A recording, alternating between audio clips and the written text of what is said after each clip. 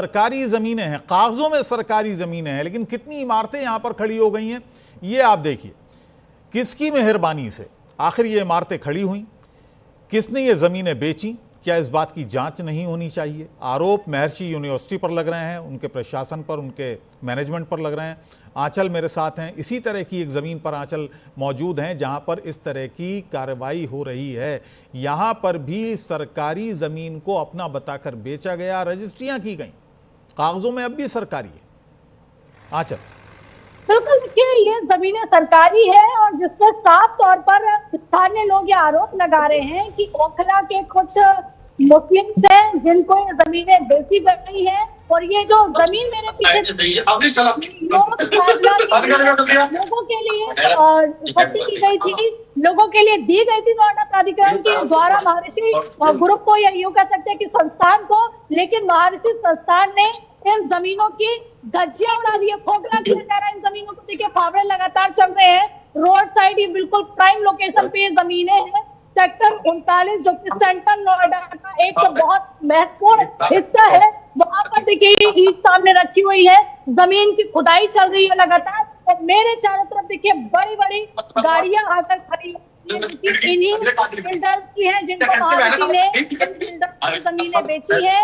और जैसा कि इन बोर्ड पे साफ तौर पर लिखा हुआ है, किसी भी तरह का क्रय विक्रय जो है वो नहीं किया जाएगा, क्योंकि नोएडा प्राधिकरण की जमीन और ये कार भी लगातार यहीं पर बनी हुई है, आगे नहीं बढ़ रही है। हमने इनसे बात करने की कोशिश की लेकिन महोदय शीशा नहीं खोल रहे हैं। लेकिन जहाँ से हमने रिपोर्टिंग शुरू की है, जिस कोने से हमने दिखाने की कोशिश की है, उसके बावजूद देखिए इनको न डर है न किसी का खौफ है। ये यूं भी कह सकते हैं दूसरे शब्दों में कि इनकी खिलाफत देखने के लिए मिल रही है, क्योंकि कुछ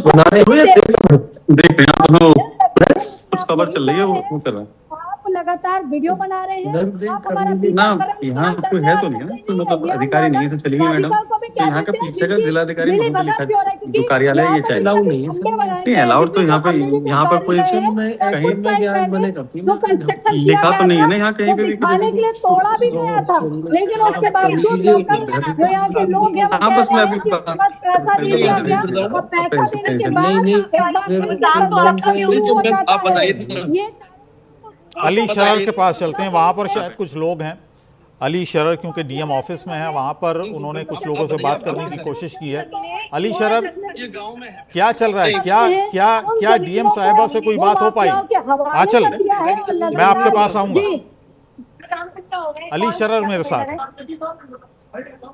देखिए बिल्कुल अबू, जब से न्यूज इंडिया बच्चू सिंह जी आ गए। बच्चू सिंह जी एडीएम है नोएडा के, बच्चू सिंह जी हमारे साथ आए हैं। बच्चू सिंह जी, एक हम बड़ा खुलासा यहां पर कर रहे हैं, सरकारी ज़मीनों पर अवैध कब्जा हुआ है और महर्षि जो यूनिवर्सिटी है उसका नाम सामने आ रहा है। एक बार फिर फोन काट दिया है बच्चू सिंह जी ने। अली शरफ नाम के बाद कुछ खलबली मची पड़ी है जी, बताएं।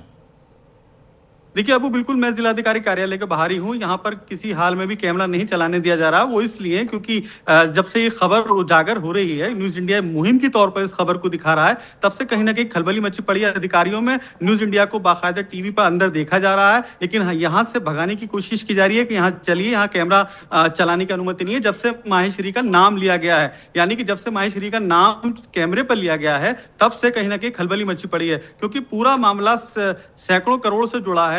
1000 बीघे से बड़ी जमीन को हथिया रखा है, जो सरकारी जमीन है, अथॉरिटी की जमीन है। तो जिस खबर को उजागर किया जा रहा है, न्यूज इंडिया उजागर कर रहा है, तो कहीं ना कहीं पुलिस महकमा किसी भी हाल में नहीं चाह रहा कि यहाँ से हम रिपोर्टिंग करें। उनका साफ तौर पे कहना है कि मैडम नाराज हो जाती है, यहाँ से बिल्कुल हटिए, मैं यहाँ मीडिया को आने की बिल्कुल अनुमति नहीं है। तो इस तरह से जरूर कहा जा सकता है अबू, जिस तरह से इस पूरी खबर को उजागर किया जा रहा है, हजारों करोड़ की बंदरबाट को हम मुख्यमंत्री योगी आदित्यनाथ तक पहुंचाने की जो कोशिश कर रहे हैं, उसमें कहीं ना कहीं बाधा भी यहीं के अधिकारी, यहीं के कर्मचारी बन रहे हैं, जो नहीं चाहते कि खबर बाकायदा बाहर जाए और प्रदेश के मुख्यमंत्री योगी आदित्यनाथ इस पूरे मामले को लेकर कार्रवाई करें। तो ये जरूर कहा जा सकता है, जिस तरह धक्का मुक्की की गई, बदतमीजी की गई, कहा गया कि यहाँ से जाइए नहीं तो हम पुलिस बुला लेंगे, आपको जेल भिजवा देंगे, तो इस बात से इनकार नहीं किया जा सकता कि जिस तरह से पूरा रैकेट चल रहा है, इसमें बड़ी भूमिका अधिकारियों की भी है, अधिकारियों की मिले होने की भी पूरी संभावना। इसलिए हम कह सकते हैं क्योंकि कोई व्यक्ति जो और खतरे की जमीन को घेर रहा है, अथॉरिटी की जमीन को बाकायदा